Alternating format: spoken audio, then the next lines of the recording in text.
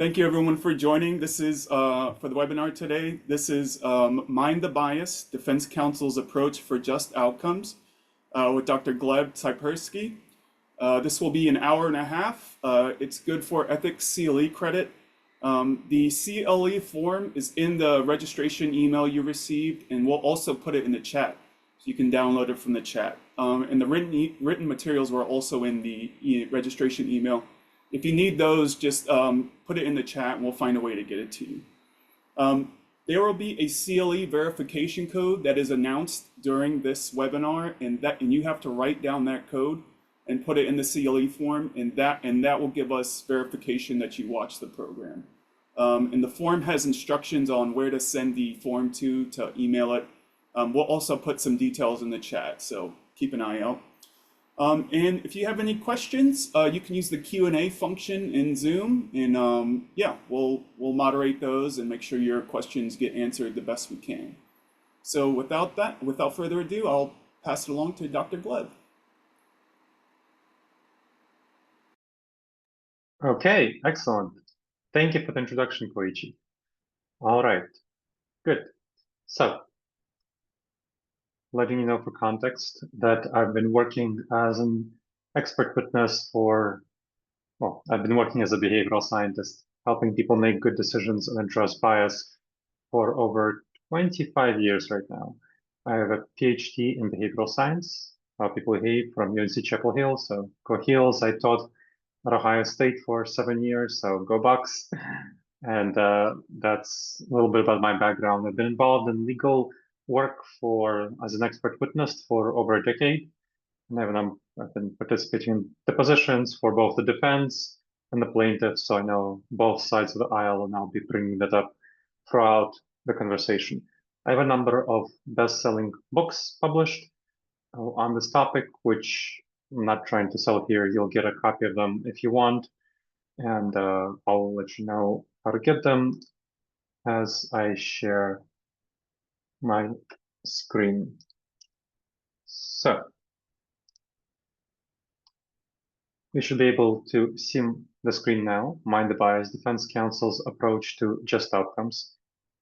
And I'll repeat this closer to the end of the presentation, but you'll be able to get my books by going to tinyurl.com. Let me get for you. I'll just type it into the chat for ease.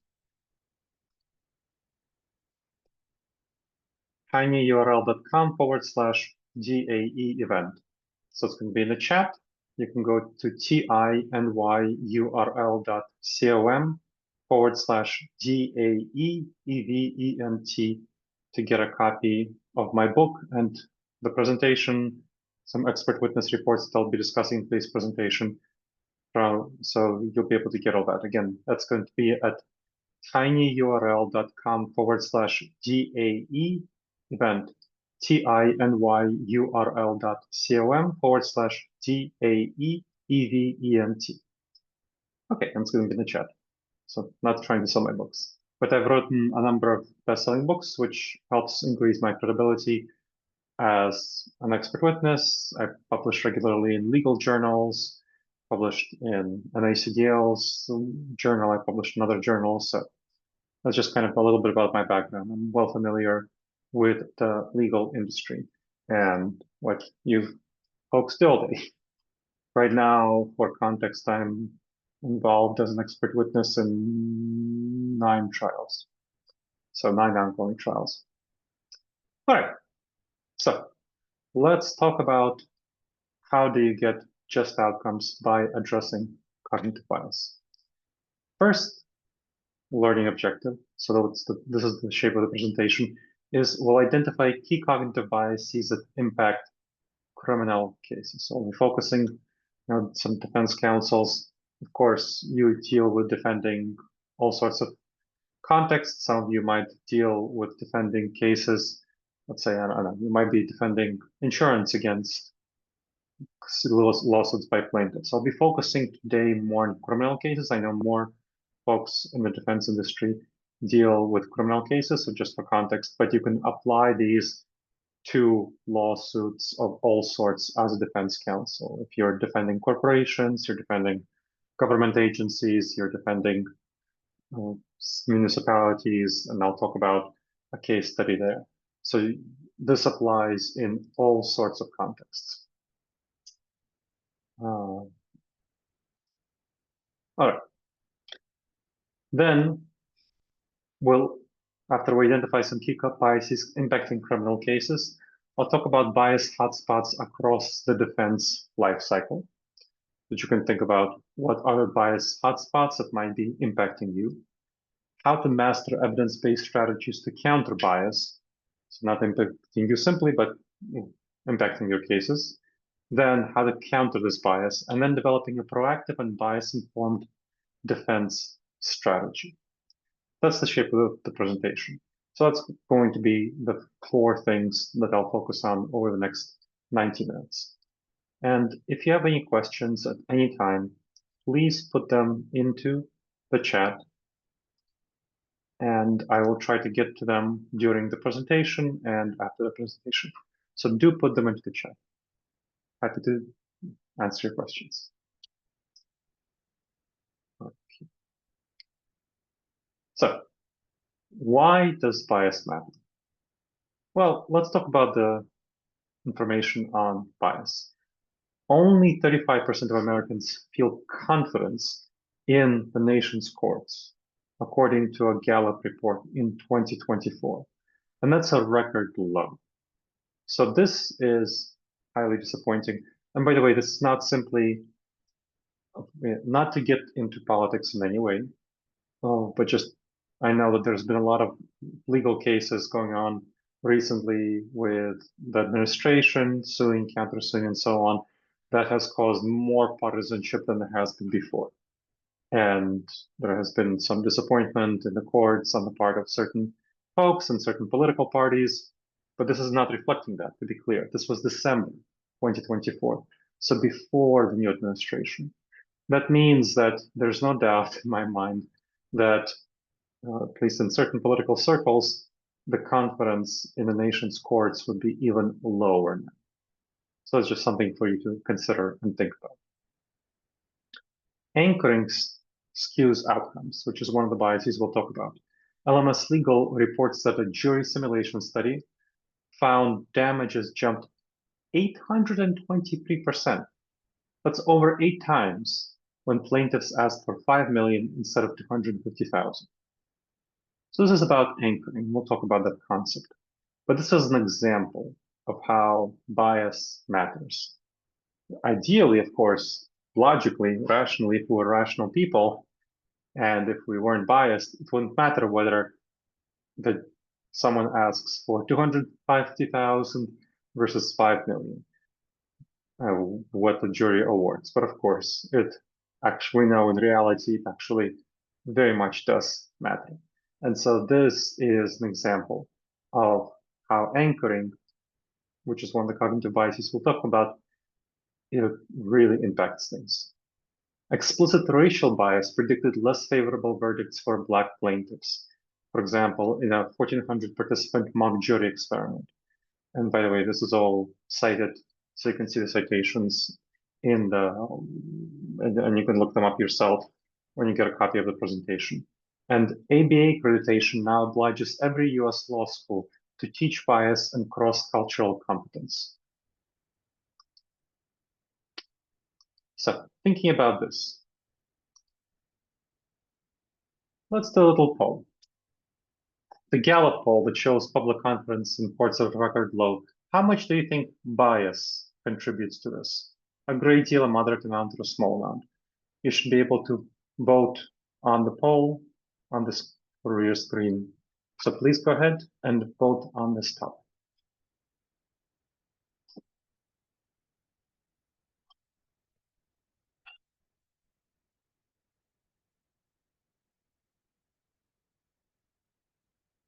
And again, if you have any questions, this is a great time to pop them into the chat, because while folks are doing the poll, I can always be answering questions.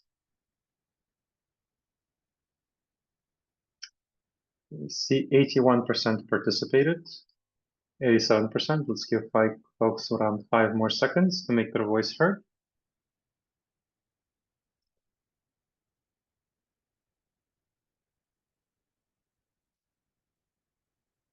Okay, so you should be able to see the results. So we see that the results are split, but about just under half of you think it's a great deal, and just under half of you think it's a moderate amount. A small percentage thinks it's a small amount. So for the people present in this meeting, you either think it's a great deal or a moderate amount. Those would be the averages. So it's pulled up. It would be somewhere between a moderate amount and a great deal would be the average. So this is something to think about what your colleagues think and realize this is your colleagues, so presumably other defense lawyers who know what they're talking about, and this is a good way of calibrating what they think and what their perspective is, unbiased.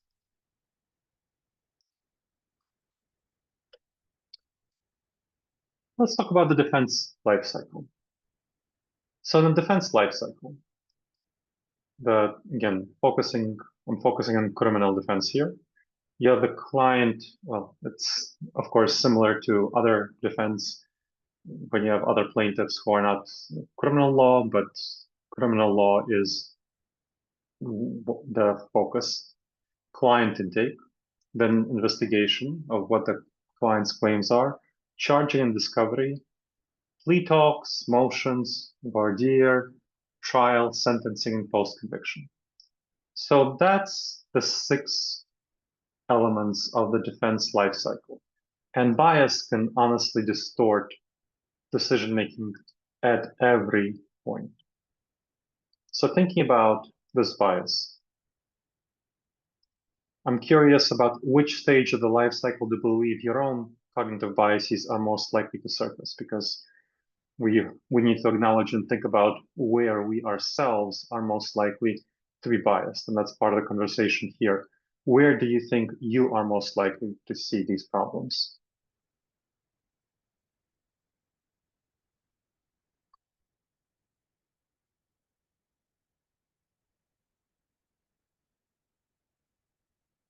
See, just over half participated.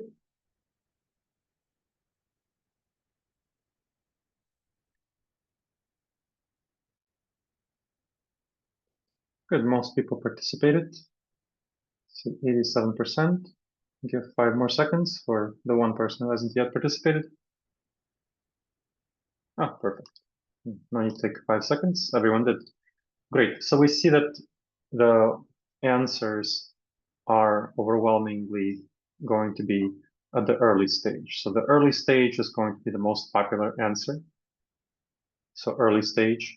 And I generally think that this is most accordant with the evidence that I've seen in terms of anchoring, where the early information colors everything else. So the strongest biases by defense lawyers are going to be more present at the early stage of intake investigation. And so this is aligned with what most of you think. Okay.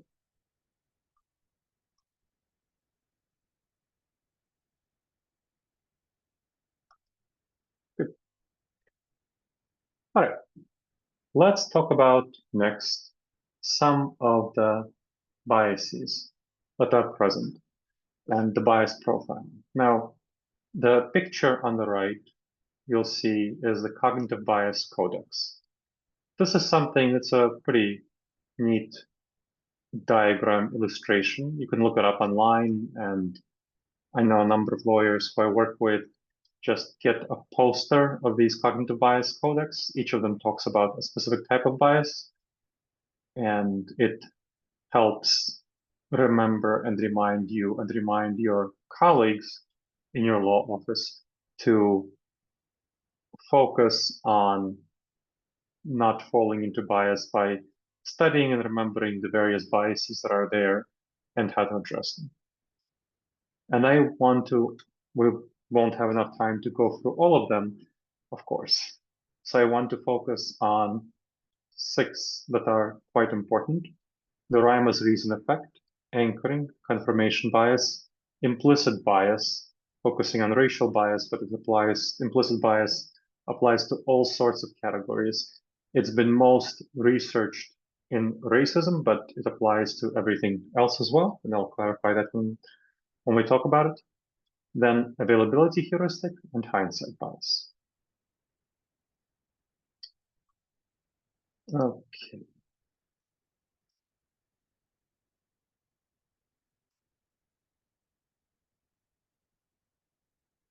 All right. So this is a video of Johnny Cochran during the O.J. Simpson trial. And maybe this ages me, but I really remember that trial when O.J. Simpson was famously not convicted of murder. And there were a number of reasons for why that happened. But Johnny Cochran's powerful defense was part of it. And so this was an especially prominent and well-known part of this defense. So let me play this video clip for you as an illustration. O.J. Simpson in a knit cap from 2 blocks away is still O.J. Simpson. It's no disguise. It's no disguise. It makes no sense. It doesn't fit. If it doesn't fit, you must acquit.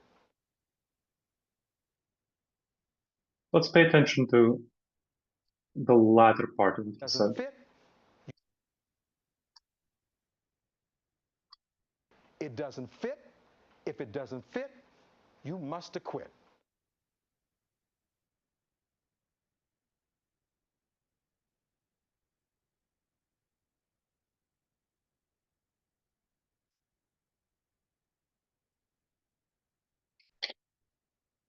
If it doesn't fit, you must acquit. This is a powerful phrase. It's something that people strongly remember from the trial. And what's going on here? Why do people remember it, as opposed to many other elements of the trial that are also very powerful? Why is this what is remembered versus other elements? Well, the issue comes from how we process information. Catchy phrasing increases perceived truth, even when evidence is weak, because of what's called processing fluency. Processing fluency. What's that about? So here we're getting into the real meat and potatoes of cognitive bias. Cognitive biases are not about, they're not about the way that you might have heard bias being expressed otherwise in explicit bias and implicit bias. Explicit bias and implicit bias are caused by cognitive biases, but that's not what we're talking about here.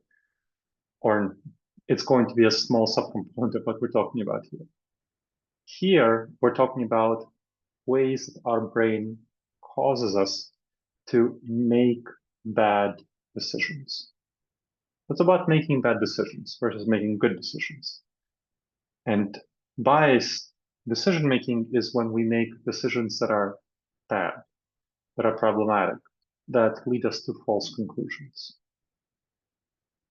So our brain is the key here, and we need to understand how our brain functions and operates in order to grasp why we might be making bad decisions. And so, what's processing fluency? Well, the thing about our brain is that our brains are inherently lazy, not in a pejorative way. When researchers talk about laziness, we talk about using minimal energy to achieve outcomes. And so we don't want to think hard, we want to think in an easy way. Things that take more mental effort are perceived to be less factual, less accurate. Not because they're actually less accurate, but because they are more difficult. So if it's more difficult to think about something, our intuition is to perceive it as undesirable, bad, deceitful, lieful, whatever other terms you want to use. And so there's a pejorative connotation. There's an unfeel. There is a feeling of this is not correct, this is not right, this is not good, surrounding anything that's difficult to understand and comprehend and focus on. By contrast, anything that is easy to focus on is going to be perceived as better, more desirable, more accurate, because we associate truthfulness with ease, with comfort. They're good things, right? Truthfulness is good, comfort is good, ease is good, and bad things, difficult, challenging, hard, deceitful, lies. And so here is the crux of the matter, that these deceitful things, these lies are what cause us to be reluctant to accept, to focus on things that might be true, but might be difficult to understand. Whereas something like that is easy to understand, that's something that has processing fluency, that we perceive as more likely to be true. And processing fluency is something that is easier for us to comprehend, to process. Rhymes are easier for us to comprehend and process than things that don't rhyme. It's easier for us to remember rhyming things. It's easier for us to remember metaphors. It's easier for us to remember aphorisms than things like this. So you see in the cartoon, rhyme as reason effect. So apparently aphorisms that rhyme are seen as more truthful versus truths that rhyme stand the test of time. And so here, that's a perfect illustration of the rhyme as reason effect. And so, in terms of your practice, here's a good tip, is to, that might be worth the whole point. Just this one tip might be worth you coming and registering and attending this presentation, is to craft defense frames, the way that you frame information to others that are memorable and of course accurate and legally sound, but the key is memorable. For example, if you're defending someone, try to describe the defendant in appealing three-word alliterations. Falsely fingered father. Falsely fingered father. Keep repeating that. Introduce that at the beginning of your introductory statement and the end of your closing, so that the jury remembers we're talking about a falsely fingered father. And keep repeating it, keep getting it in the jury's mind that it's a falsely fingered father, and then that's what the jury will come away with. And that's what will be in their minds as they deliberate about this falsely fingered father. And so you want that to stick in their minds. And so this is a really good strategy that's not simply about rhyming, but about alliteration. So all things that stick in our minds because they're easier to process, they're going to have cognitive fluency, and they're going to impact us more powerfully.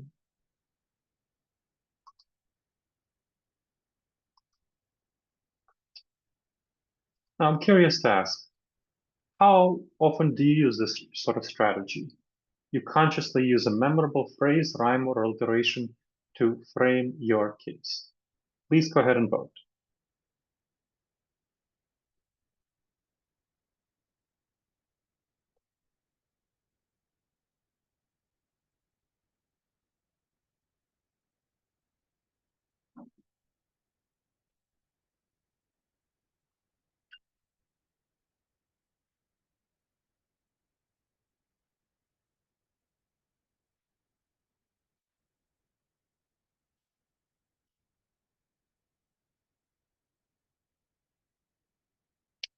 Okay, you see that 83% of folks participated. Let's give 5 more seconds to those who haven't participated yet. Please go ahead, cast your vote.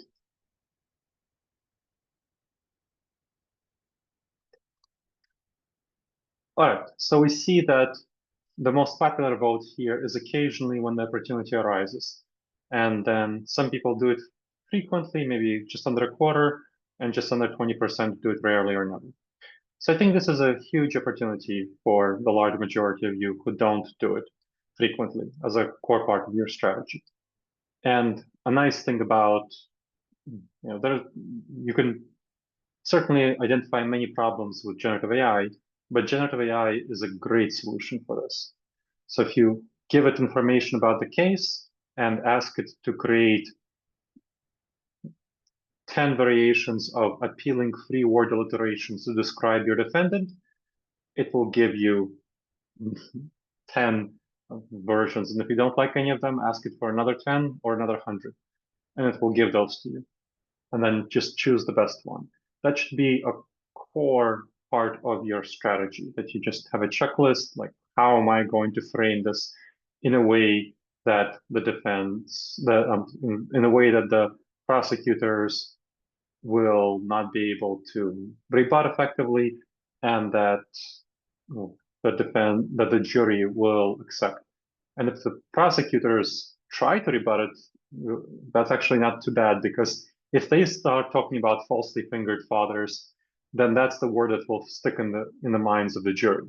So if the prosecutor says, "Oh, the defense counsel might call this person a falsely fingered father, but ignore the defense counsel," well, what the jury will remember from that phrase is falsely fingered father.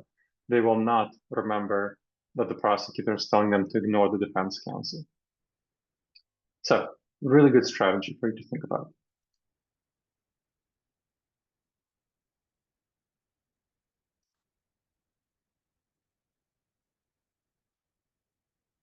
All right, let's go on to anchoring. So, what is anchoring? So I briefly mentioned anchoring before.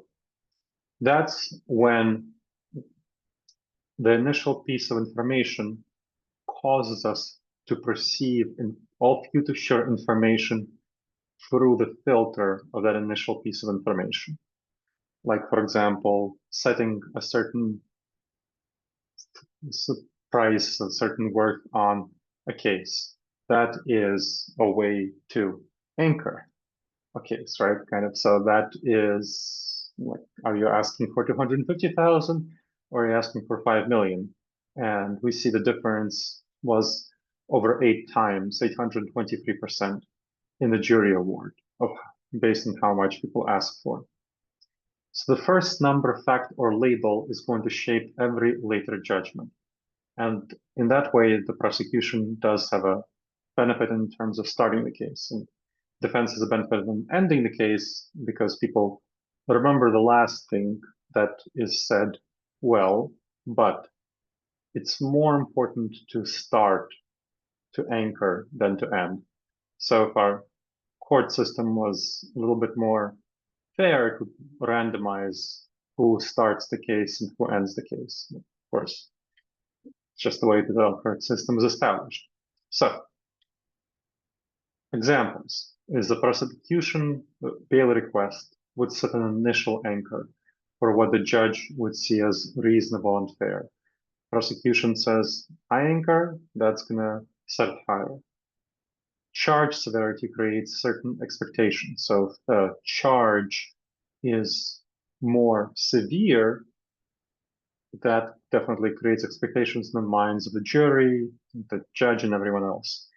Prior record, of course, mentioned influences perception, and that's something that you, I'm sure, are very well aware of and know how to address prior record. So the counter strategy is to supply focus on establishing as quickly as possible your own early anchor in bail, plea, voir dire, and so on. That's what you want to focus on. That's the strategy here. And let's take a look at the poll again. In your experience, what is the most powerful anchor the prosecution sets?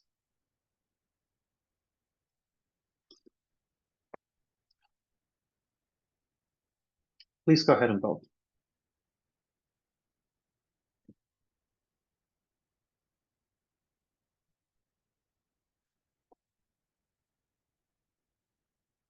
Let's get about half of you, just over half of you voted. Good. 3 people left to vote.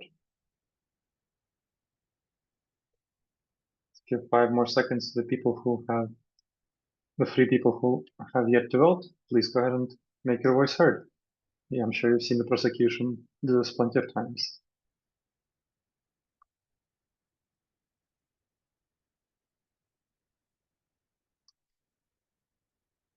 Okay, so we see overwhelming consensus with 2/3 of you think the severity of the initial charges filed is the most powerful anchor. And then under a fifth of you are each for the initial bail request or the first plea offer. And so that's something to think about in terms of the large majority of your colleagues think the severity of the charges is going to be the most powerful anchor set by the prosecution.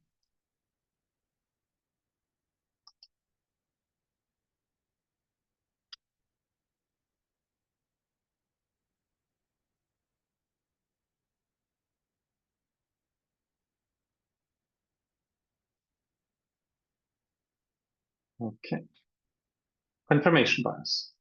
So, what's confirmation bias? If you've heard of any cognitive biases, this is probably the one that you are most likely to have heard, most likely to know about, the confirmation bias. People tend to look for information that confirms their beliefs and ignore information that doesn't confirm their beliefs. So this is very powerful. Confirmation bias is a really powerful tendency here. So, and it's in all sorts of situations, whether in personal relationships, whether in politics, whether in business dealings, whether in legal cases, it's pervasive and powerful. So people tend to seek, notice, and recall evidence that supports their initial hunches. For example, police will often have tunnel vision during investigations. I'm sure this is something that you have seen, that police having tunnel vision during expectations or during investigations. Expert lab results can be influenced by expected outcomes. So for example, if the police provide information about the case and some information that might influence a forensics examination, that will tend to strongly influence the kind of outcomes that the lab then will provide. Eyewitness testimony tends to be highly selective, and this is a serious problem. There's a lot of evidence that eyewitnesses are strongly shaped and influenced by various factors that shouldn't be shaping and influencing them. A countermeasure is to, for yourself, because we're talking about things that you can control here, is to have a devil's advocate roundtable with a non-case lawyer. So basically what you want to do is have someone who's in your firm or a colleague who's not in your firm who you can help each other out. Oh, if you are a public defender, you can get other public defenders to help you out. Run a 50-minute devil's advocate roundtable. So send them all the information about a case and have them try to find holes in your theory of the case and point out issues that are going to be problematic. So this is a good strategy for addressing your own confirmation bias. And of course, you can't fully address other people's confirmation bias, but we're talking here about things under your own control. So, how often do you do this? I'm curious. How often do you address confirmation bias?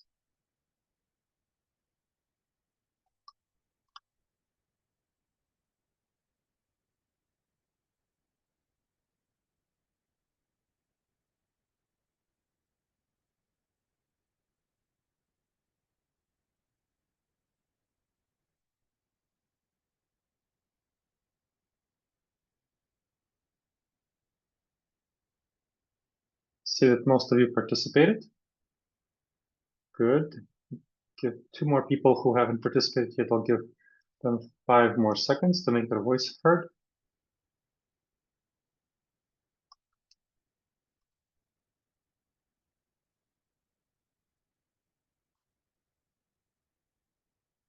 Okay.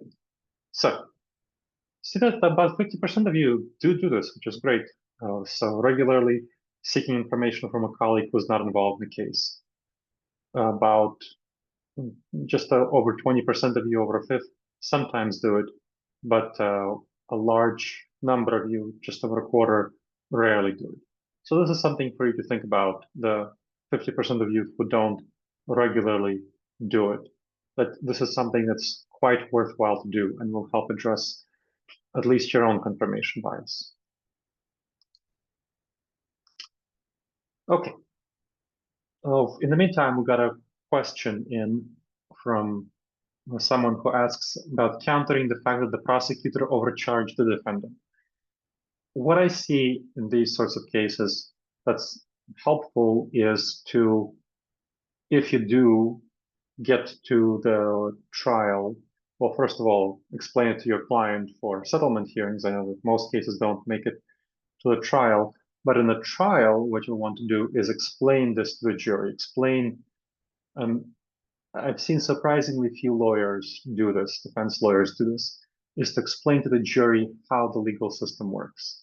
That prosecutors very regularly will overcharge the client, your client, because they are trying to get a plea bargain for what they think is fair and reasonable.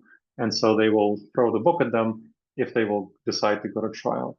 The way to address throwing the book at them is to make it more transparent, make it more clear to the jury what's going on, explain the tactics of the prosecutors, and help show that this is a common trend, this is what happens.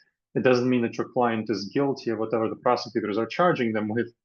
It means the prosecutors are trying to scare them into a settlement, and just that's kind of the conversation you want to have with the jury.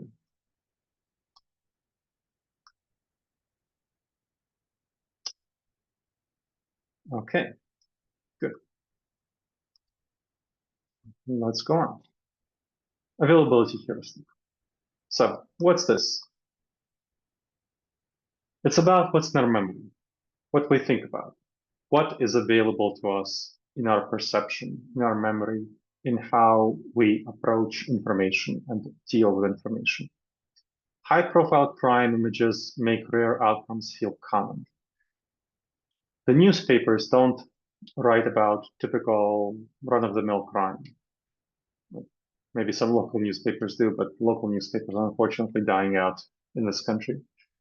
The large majority of crimes that people actually hear about in the news are going to be high-profile crimes.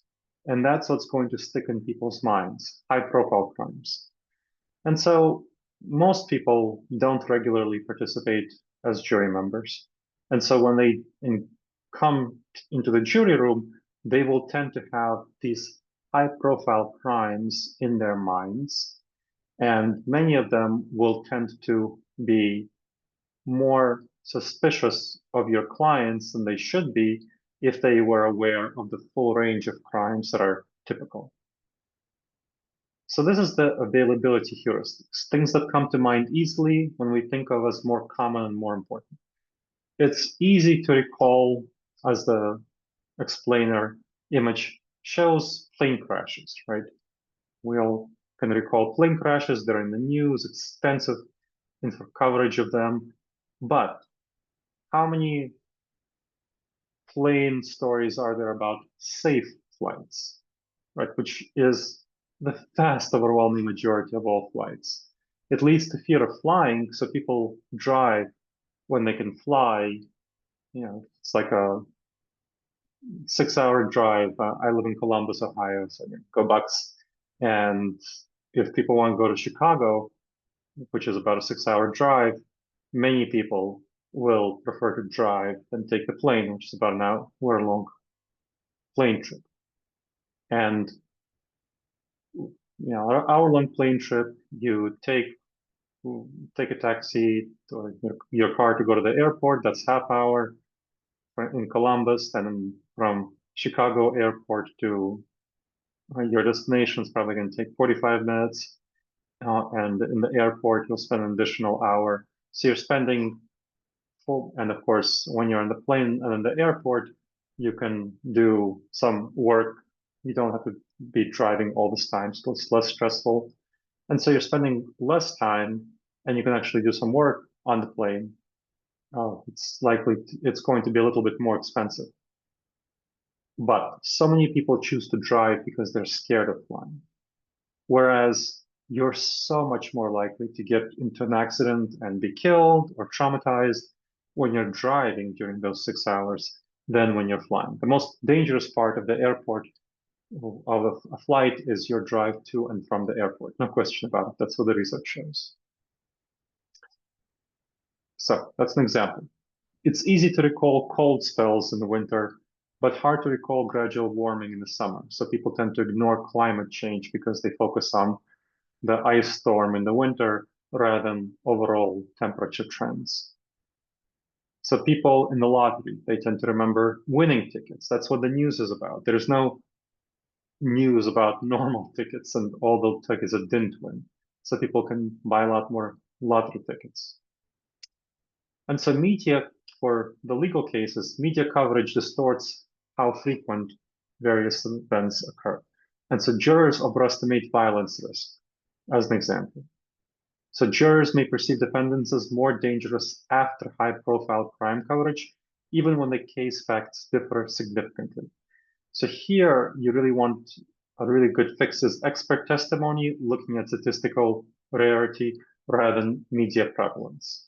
So having expert witnesses, and I do this sort of work all the time, who talk about what is the actual statistics of how often things happen, like the behavioral science of it, the statistics, versus how media portrays it. So the media prevalence is not actually indicative of statistical frequency. And people make that mistake all the time. Now, how concerned are you about this availability heuristic in your typical cases? Please go ahead and vote.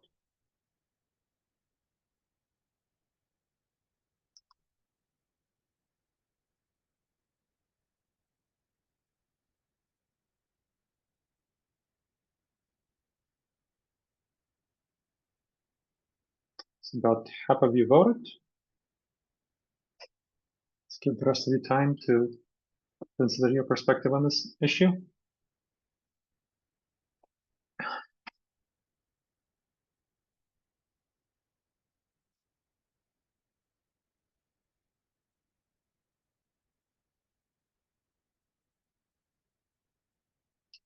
More people still left. Let's give them 5 more seconds.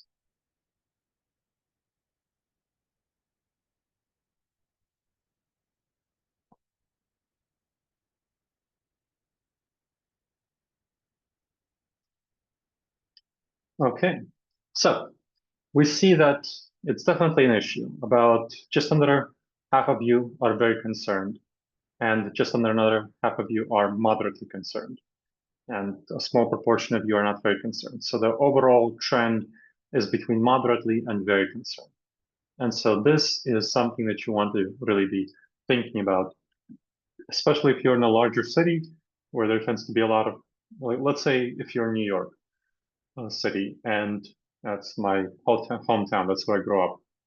And the reality for New York City is it's much safer than many other cities that are quite a bit smaller. But people have a heightened perception of crime in New York because there's 8 million people and there's many more individual stories of like this crime on the subway, which is much lower in New York City than in many other places. And so just because of the number of people there, you have more stories that are graphic and weird and cruel rather than what's the actual statistical reality. So that's something that you need to be thinking about and addressing in your cases.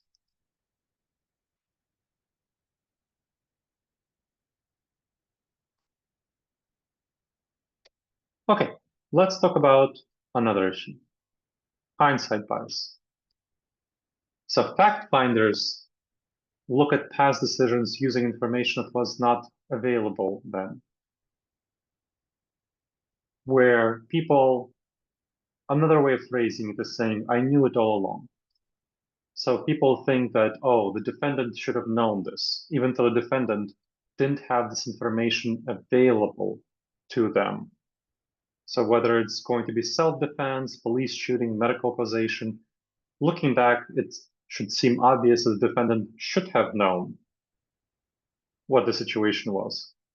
And so, because people now have this information, it's like, the butler killed him in the drawing room with a hatchet, right? Like the kind of the game clue.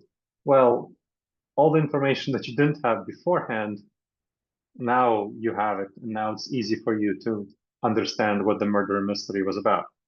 But at the time when the information was available, it's hard to get yourself into the shoes, into the mindset of the defendant and understand what the defendant actually knew at the time that it happened. So you want to have a timeline, very clear debiasing timeline, locking evidence time-stamped knowledge. So you want to clearly explain what the defendant knew at what time, based and provide evidence about that, because what the prosecutor will press is saying, well, the defendant should have known this. But if the defendant didn't know it at the time, and there's evidence, you can provide evidence the defendant had no way of knowing it at the time, the defendant is blameless. So this is the hindsight bias. And so when you think about the hindsight bias, where have you seen the hindsight bias cause the most damage to a defense? Please go ahead and vote.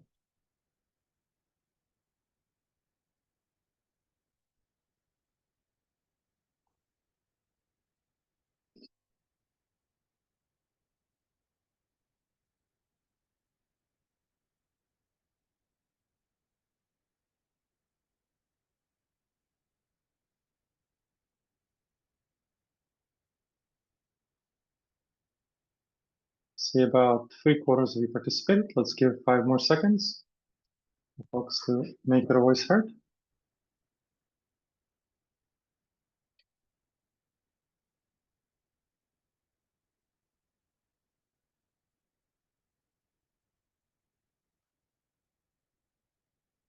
Okay, so we see that there's pretty big consensus about police actions or use of force is the biggest area where hindsight bias plays a role, followed by self-defense cases, and then the lowest is cases with complex causation. That's something for you to realize, that police actions or use of force, that is where your colleagues have seen the hindsight bias issue be most frequent. Okay, let's go on to the bias that probably is the most commonly colloquially used phrase about bias, whether it's racial, ethnic, religious, implicit bias, and explicit bias. So where people are, so the difference between explicit bias and implicit bias is that explicit bias is expressed directly, where people are aware of their own biases, operating consciously. So for example, if someone says whites only, or choose to discriminate or arrest certain people based on the color of their skin, or their religion, or their ethnicity, or whatnot. Implicit bias is something that is distinct, and I want to talk here, focus on the implicit bias. It's expressed indirectly without an explicit awareness of what's going on, so operating subconsciously. For example, a property manager can do more criminal background checks on African Americans than whites, or a police officer can stop African Americans at a higher rate on the road without necessarily being aware that they are stopping African Americans at a higher rate. It's just that to them it seems that African Americans are more, they don't even, without consciously thinking about it, just from their appearance of African Americans, the police officer thinks that they are more likely to engage in criminal activity of some sort. And so they stop them more often. So empirical studies, we have plenty of empirical studies linking race to charge severity and sentence length. And there are a number of strategies that researchers have found that can help address these issues. So for example, word dire questions that are race salient to bring bias to light, having a Batson game plan of logging every strike and highlighting patterns, have race switching jury instructions to ask jurors to picture parties as different races, and reinforce impartiality in opening, closing, and sentencing advocacy. Expert testimony is also really valuable here to address jury bias by explaining psychological research on implicit bias and where people are coming from. So, let's do a little poll on this topic. Which strategy for addressing implicit racial bias, and I'm just focusing on racial bias because it's the thing that's been studied the most, and this same applies to other sort of biases that you might want to deal with. Which strategy for addressing racial bias do believe has the most potential to be effective? Please go ahead and vote.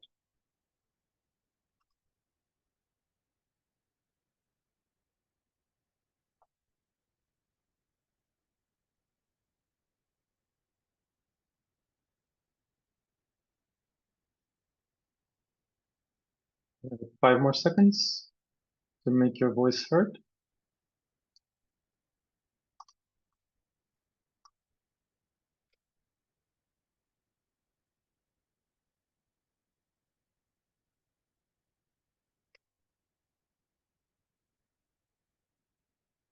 Okay. So let's take a look at the poll. The most salient, we see that people really want to address race salient word dire questions. That is, people believe it has the most potential to be effective with the jury. So very, very clear. Then race switching jury instructions and expert testimony in the science of bias are other ways of doing so. And so definitely thinking about these issues. So somebody asked me in the questions about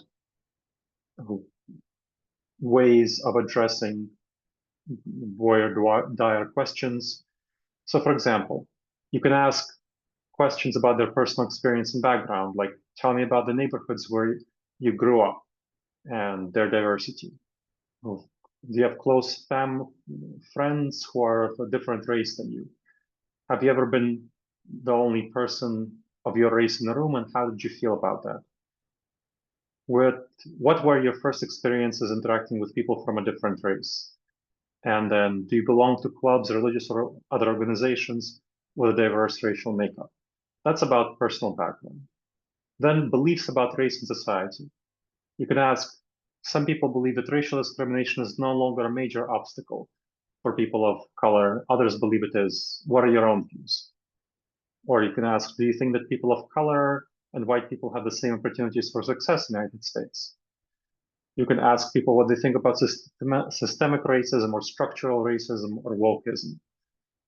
Do you agree or disagree with the statement, I don't see color? Is another way of phrasing things. Have you ever felt that your race or ethnicity gave you an advantage or disadvantage in a situation? What about other people? Do you feel it is impolite to talk about race? Then you can ask about the criminal justice system. Do you believe that the criminal justice system treats all people equally regardless of their race? Do you think that the police in your community treat all races fairly? Why or why not? Have you ever felt you were treated unfairly by the police officer? And other questions about racial profiling. Do you believe racial profiling is a serious issue in the United States today? Would be another question. So those are the kinds of questions that you want to think about asking for dire and seeing what's going on there. Now, let me give you an example. Oh, Nietzsche, you're welcome. Glad it was helpful. Let's see.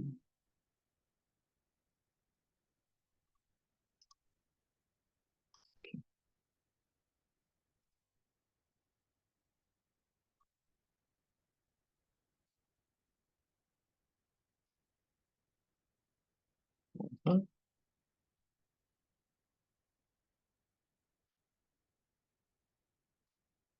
All right. So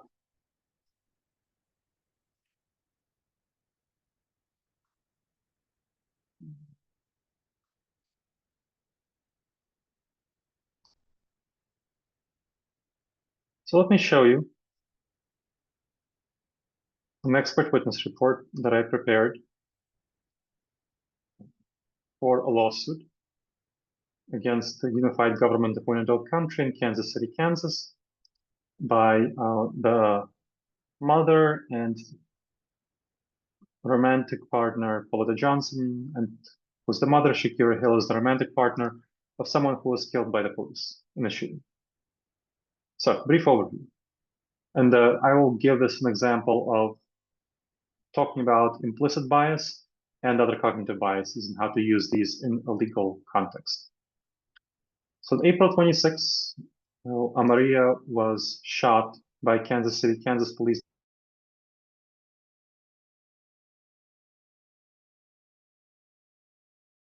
Was conducting DoorDash deliveries. Officer Schuler was the person who shot him, initiated a stop without expressing clear justification. After complying with initial requests, Mr. Henderson became anxious due to unclear and escalating conduct and the arrival of additional police units. In a state of severe anxiety and panic rooted in past trauma and fear of police violence, Henderson attempted to drive away from the scene. Officer Schuler reacted by pretty irrationally jumping into the moving car, then firing shots, killing Mr. Henderson. And the lawsuit alleges violation of civil rights, excessive force, wrongful death, negligent infliction of emotional distress. So I looked at the situation. I saw that Mr. Henderson, Maria Henderson, decision to drive away was influenced by severe anxiety, trauma, and undiagnosed PTSD, triggered by historical and personal experiences of discrimination, racial profiling, and police violence. And so he has some previous trauma with being beaten by police without any justified cause. He also has asthma, causing him to have fear of suffocation, can't breathe, visible anxiety and panic experienced by his partner, and psychological stress caused by the presence of his mother via FaceTime. So here's some summary of the information.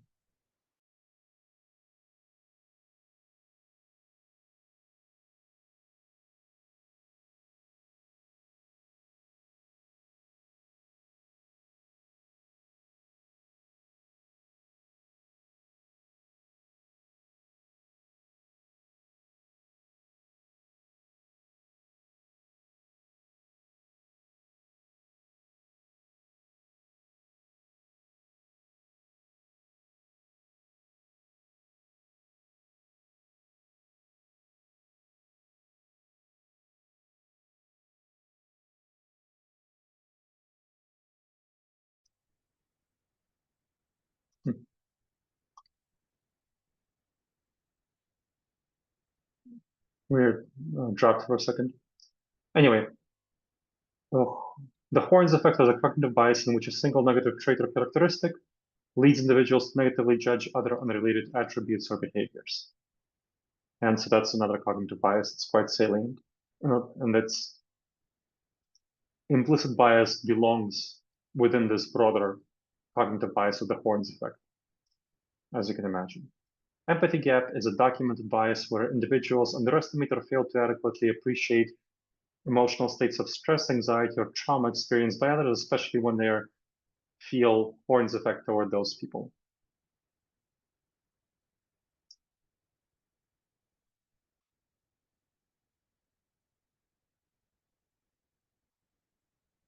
So here I talk about Mr. Henderson and historical trauma and PTSD in Black communities, which we don't need to go through in a detailed way, but there's various citations and research on this topic. And there's specific context of policing in Kansas City, where multiple credible allegations and documented cases have detailed systematic misconduct and excessive force within the KPCD to such an extent that the FBI documented complaints against lots of officials and investigated them. This was a serious issue.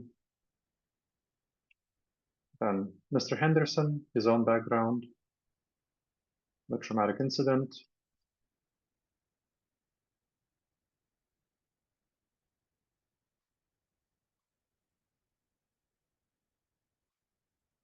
Okay. So, Mr. Henderson, of course, should not have driven away, and that was an irrational behavior, which can be attributed to his clinical trauma history, hypervigilance, asthma-related fears, and cultural context. But the officer, he had extensive law enforcement training and practical field experience, which was intended to ensure calm, rational response under duress. Modern policing prioritizes measured stepwise escalation, requires trained officers to resist impulsive, high-risk tactics, especially during routine traffic stops. But rather than relying on his own training or allowing Mr. Henderson to drive away, Schuler made a very reckless decision to jump onto a moving vehicle, placing himself in immediate peril, and then he did not engage in de-escalation, he just shot Mr. Henderson. And this is part of a systematic series of issues at KPCD. The department has faced repeated scrutiny from various folks, from federal investigators to civil lawsuits for persistent patterns of excessive force and racial bias. And so this shows how even extensively trained officers can act impulsively when unchecked biases take hold. And so here is the bias analysis. Horns effect, where Officer Schuler appeared to fixate on a negative attribute, likely his race, despite the evidence of this, or like other factors, very likely due to KPCD's history, race appears as likely candidate, which impeded empathy and encouraged an adversarial stance. Anchoring bias. Officer Schuler's initial hostile perception of Mr. Henderson anchored all subsequent judgments, even when presented with the reality that Mr. Henderson was unarmed, anxious, and verbally fleeting. Once he classified Mr. Henderson's fearful actions as deliberate resistance, Schuler interpreted any behavior like trembling or questioning to confirm wrongdoing. He wasn't trying to de-escalate, he didn't try to reassure Mr. Henderson's distress. He considered every ambiguous cue as verification of criminal intent. And finally, the empathy gap. He lacked any direct personal trauma akin to Mr. Henderson, and he underestimated greatly the effects of overwhelming fear, confusion, and medical vulnerability with asthma and PTSD on Mr. Henderson's compliance. So Schuler failed to engage with de-escalation tactics specifically designed to address civilian panic in high-stress situations. And the rest of it goes on in more depth. But that's an example of how to conduct a bias analysis. Dr. Gleb, if it's all right, I'd like to announce the CLE verification code for the program. Yep, Let me great time to do so. share my screen here. The CLE verification code for today's program is 554101. 554101, and I'll leave this up for a second. And I'll add, Dr. Gleb, we have a question in the chat in the Q&A that says, can you please explain what you mean by a race-switching jury instruction? Oh yeah, thank you for asking that. So for example, here's a way of expressing it. When you're in the jury room deliberating on the question, try something. Run a test on your own thinking. Replay the testimony you heard, but it changed the race of my client. Picture him as a white man.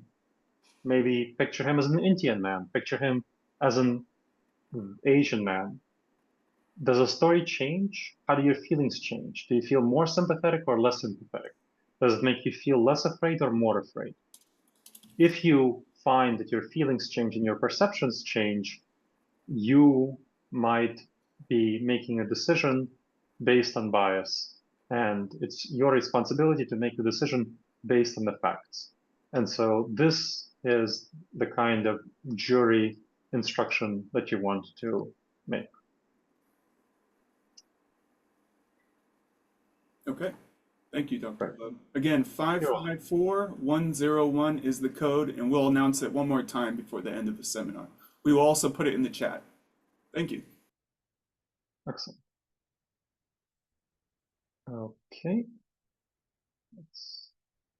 Oh, I think there's a follow-up to your answer. It says, so this would be a discussion topic among jurors rather than an instruction given by the court?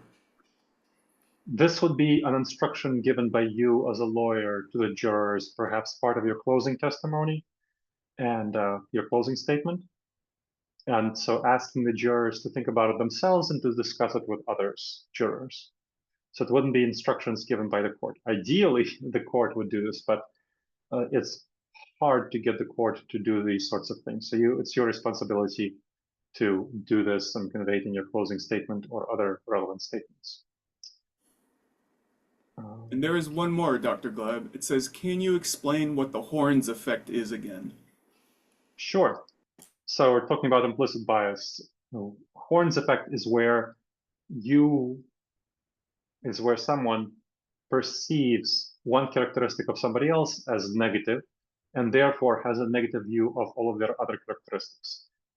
It can be because they have a negative view of that person's race, of their ethnicity, of their religion, but it can also be because they have a negative view of their politics, their negative perception of their accent, or maybe their clothing, or maybe if you're an Ohio State fan, you don't like Michigan fans, or Michigan fans don't like Ohio State fans.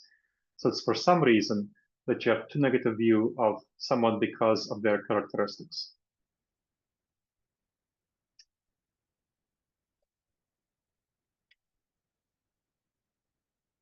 Okay, good.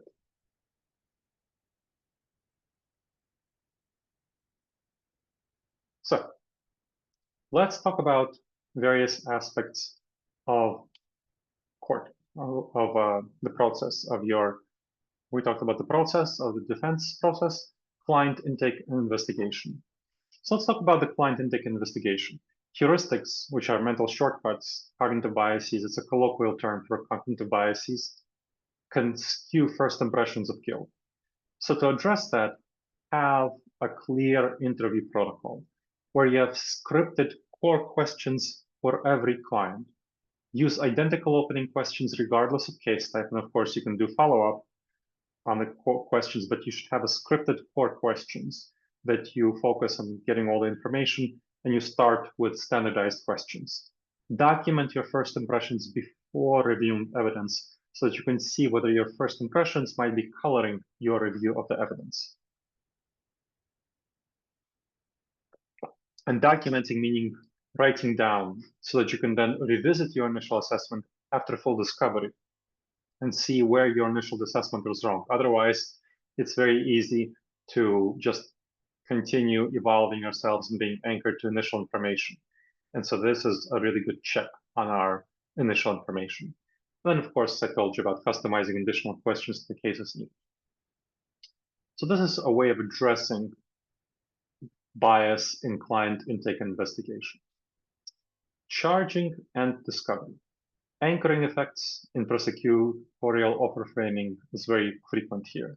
For example, initial charging decisions, which we saw that the large majority of you saw this as the biggest issue for anchoring, anchors all subsequent plea negotiations and sentencing, even when evidence later suggests a different outcome.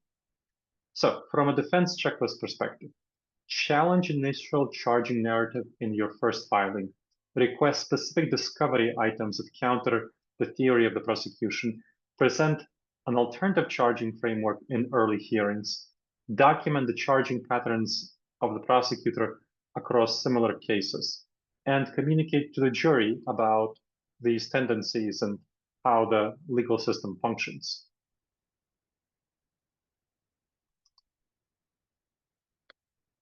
Plea negotiations. So defendants tend to overweight trial risks. We have a lot of evidence that defendants actually get better outcomes when they go to trial rather than if they would just do plea and settlement. They focus more on avoiding potential losses, which is longer sentences, than on potential gains, like acquittal. So risk-averse plea decisions, even when trial might be favorable. Help your clients understand through the best case, worst case, and most likely scenario what the likely outcomes are of a trial. Best case is acquittal or dismissal, which is great. Worst case is conviction with maximum exposure, and then most likely, reduced charge with specific sentence range. So that is, of course, the most likely situation. And so you want to communicate effectively and clearly to your client about these various options and re-anchor them on the best case, worst case, most likely, rather than ending up focusing on the worst case, which many of them will. Okay, Bird Dwyer. The goal is to surface bias without poisoning the panel, of course. So surface bias early, fostering openness. We talked about how to do it. Use meta-bias questions. Don't label people, but tell me about a time, tell me about your experience. Insert race salient but neutral scenario and request reflections. So for example, tell me about a time when you realized your first impression of someone was wrong, especially someone who is not of your own race. How do you approach weighing conflicting facts? And how does that differ according to people's appearance, religion, ethnicity, whatever might be the relevant factor here? Secure bias awareness pledge. Ask jurors to pause, seek disconfirming evidence, and discuss unseen influences with each other. And so jury switching instruction, the race switching instructions are part of a bias awareness approach. Witness prep and examination. Memory contamination and confidence inflation biases are big problems in witnesses. So think about a double-blind mock cross, which stress tests witness testimony and exposes fragile recollections. So the examiner and witnesses don't know the correct answers, eliminating queuing when you do a double-blind mock cross, which means that neither the expert witness in the mock trial nor the person who is questioning the witness knows the quote-unquote right answer. Then you want to, that helps eliminate queuing, which is actually a pretty powerful tendency. Record the session to document witnesses' initial confidence level and compare your responses to documented evidence. Identify opportunities for impeachment, and trim unreliable testimony.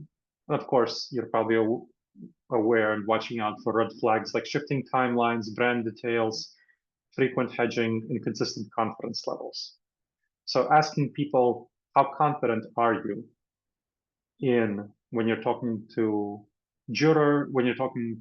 witnesses is a really good way of getting at their confidence levels and seeing if they maintain their confidence throughout the conversation and about various aspects of what they're testifying to. Sentencing, implicit racial bias and anchoring are big issues here.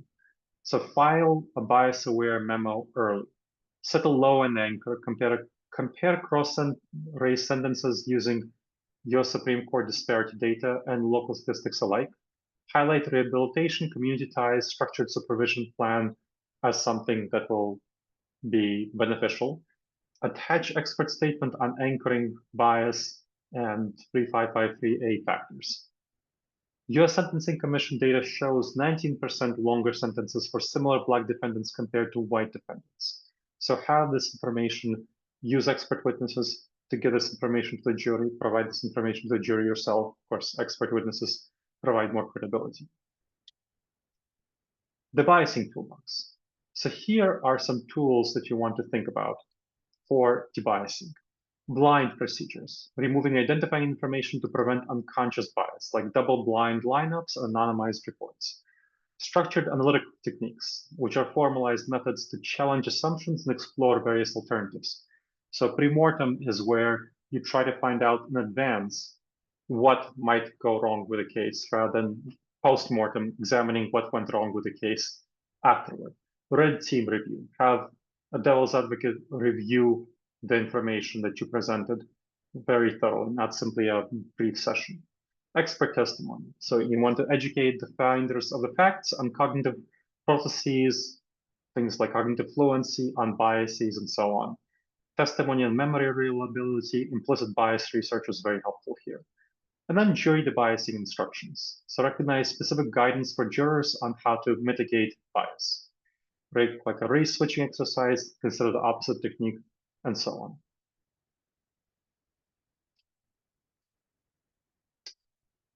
on. So somebody asks on cross-examination for experts, how confident are you? Do you often see pushback? How to counter pushback?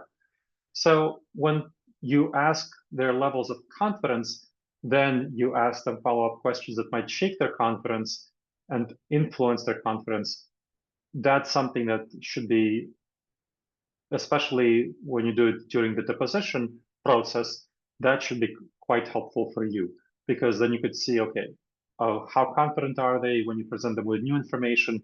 If they're 100% confident about something that you have pretty good evidence is not the case, then that's something that you should be able to bring out of the trial, saying, well, you said this during the deposition, but then here's evidence, and that you were 100% confident about it.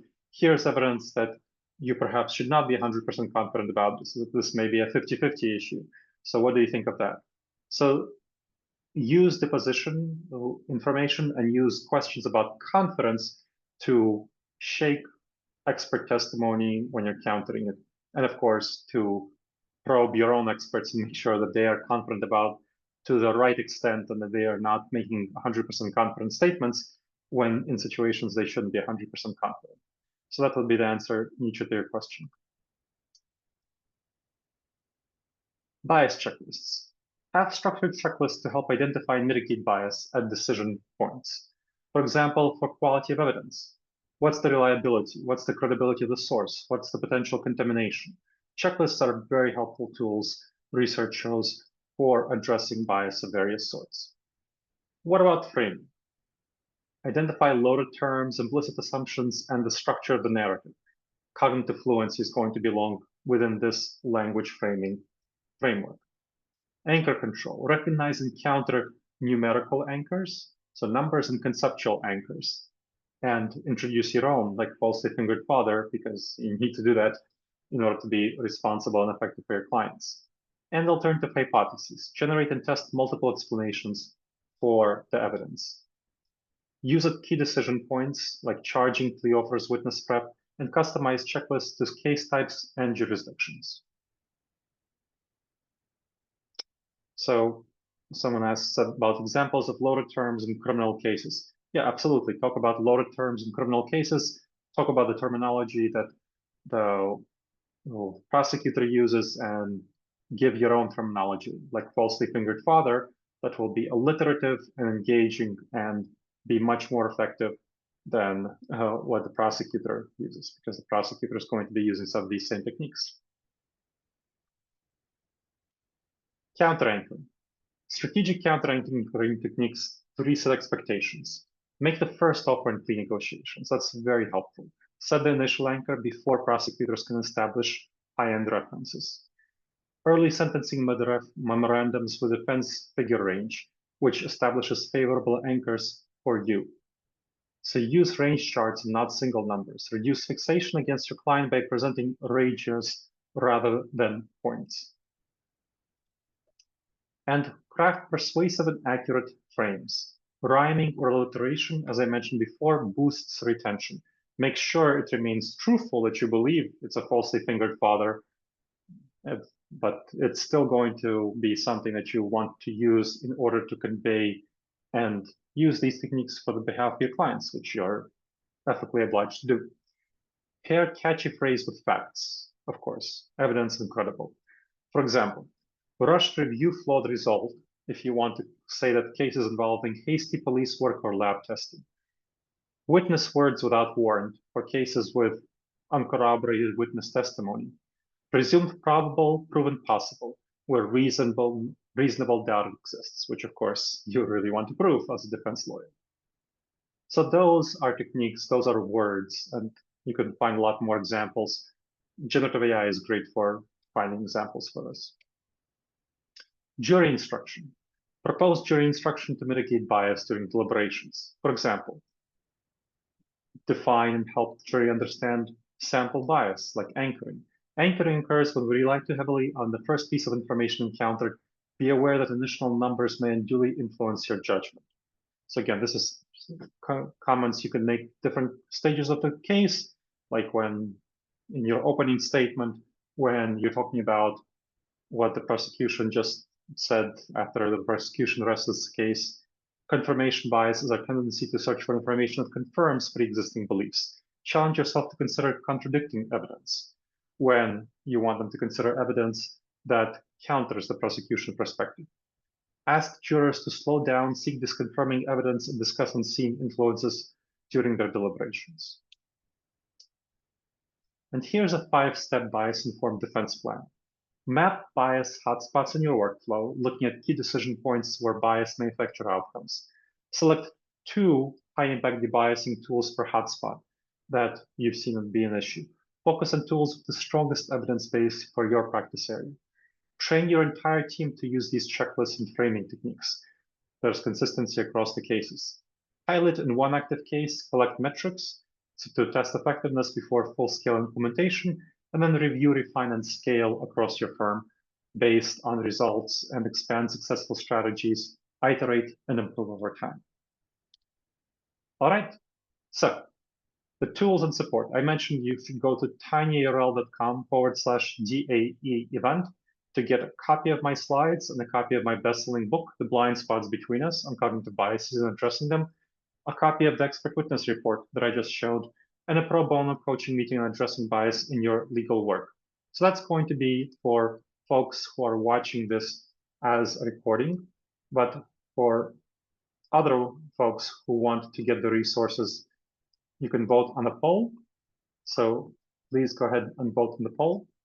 And you can also go, especially if you're watching this as a webinar, after the fact, not live, go to tinyurl.com/DAE-EVENT, tinyurl.com/DAE event.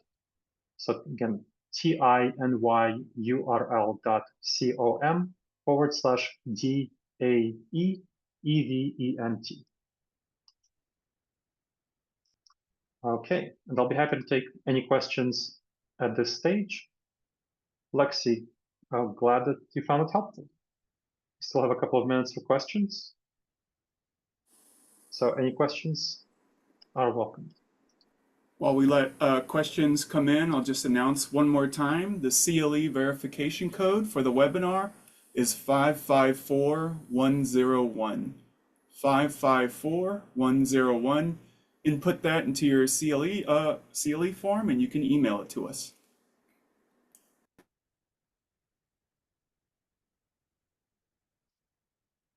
Aha moments, so Nisha asks, aha moments you've seen mid-trial. I mean, I've certainly seen lots of aha moments where I've been able to communicate to the defense lawyer, pointing out issues where the prosecution is essentially using bias explicitly or implicitly to result in harm for the clients. And that's part of what I do as an expert witness. And that has helped the defense lawyer highlight these techniques, whatever is going on with the prosecutor, and counter them. So that, I think, is quite effective. Ramona asks, can you speak to what to do when bias is obviously present, but the court is minimizing or denying? Yeah, so the judge is sometimes going to be favoring the police for a variety of reasons, or going to be favoring the prosecution. It's your responsibility to highlight to the jury what's going on to the extent that you can without obviously getting in trouble with the judge. So not like, blaming the judge, not saying, judge is bad, but highlighting issues to the extent that you can and using the debiasing techniques that are available to you.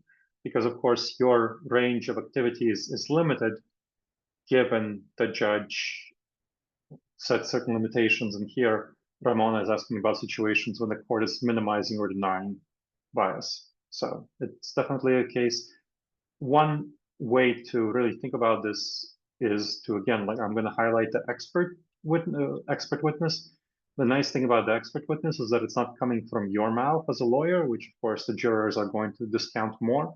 It's coming from an educated expert witness, so you can bring that expert witness in, and the judge is not going to be as aggressive in denying or minimizing what the expert witness is saying, because the expert witness is coming from a neutral perspective, not an advocacy perspective.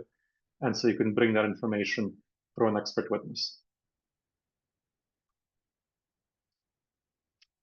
Time for another questions is if that's somebody's. So someone says that just in closing, the prosecutor lost her mind. The judge told the jury to disregard. Good, exactly. So wonderful. That's exactly what you should do. You should introduce this. Yeah. Even if the judge tells the jury to ignore your comments about a falsely fingered father, what is likely to happen is the jury will remember falsely fingered father. And if the judge says, ignore the comments about bias, the jury, at least some members of the jury, are likely to remember that, oh, there's bias present. There is a question in the Q&A. It says the defendant is black, jury is majority white, defense counsel is one black man, one white man. Which counsel should ask the racial questions to the jury? Definitely the white man. No question. No question, the white man.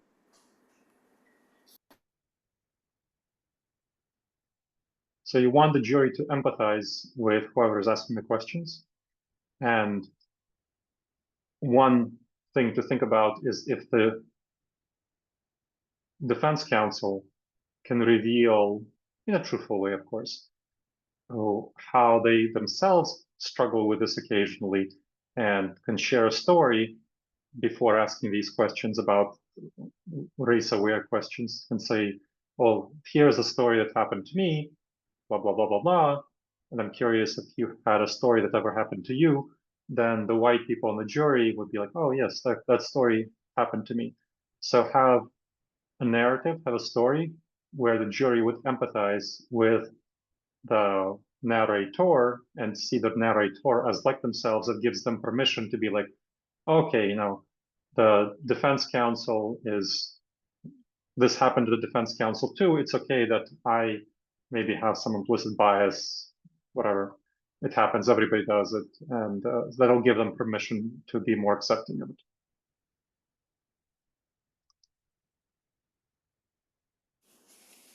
Okay. Well, I think that's it. Okay, excellent. All right, everyone. I hope you found this helpful and you enjoy the rest of your day. Thank you for joining, everyone. Goodbye. Thank you all. Bye-bye.